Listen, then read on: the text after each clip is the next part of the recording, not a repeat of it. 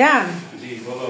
তুমি তো বাজারে গেলা, বাজারের মানে জিনিসপত্রের দাম কি রকম একটু বলো তো, আমাকে একটু শোনাবে? বেশি না, মানে আছে মিডিয়াম। হ্যাঁ, কি রকম জিনিসের দাম বেশি আছে। হ্যাঁ, টমেটো তোমার কেজি 160 টাকা টমেটো, ঠিক আছে।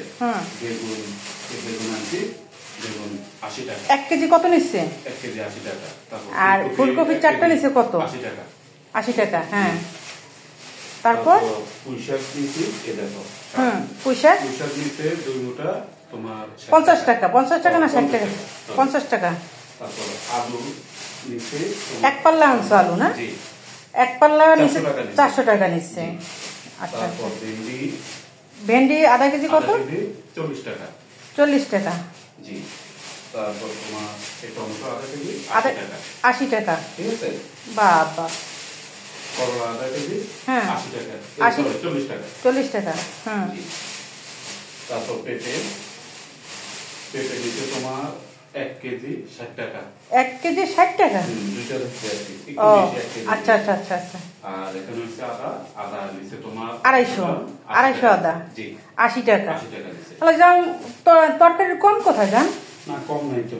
তাহলে তুমি যে বলতেছো যে দেখেন কি কি তরকারি আনছে। এই হলো আমাদের এখানে বাজার আছে, সর্বমোট 1200 টাকার বাজার আছে। 1200 টাকা। 1200 টাকার যদি বাজার এতটুক হয়, দেখাও যায় না, চোখেও লাগে না। আগে বাজারগুলো মানে যদি 1200 টাকার বাজার করতো, তাহলে বাজার মানে ভরে যেত, রুম ভরে যেত। আর আজকে দেখেন আমরা বাজার করি, বাজারেরও জিনিসেরও খুব দাম। বেচারারা কি করে খাবে আমরা যদি 2 টাকা 1 টাকা না দিই?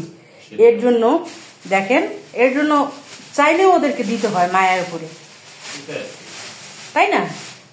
আর কিছু তুমি বলবা যা? না, কিছু বলার নাই। সবাই ভালো থাকেন। এই হলো বাংলাদেশের অবস্থা। হ্যাঁ, এই হলো বাংলাদেশের অবস্থা।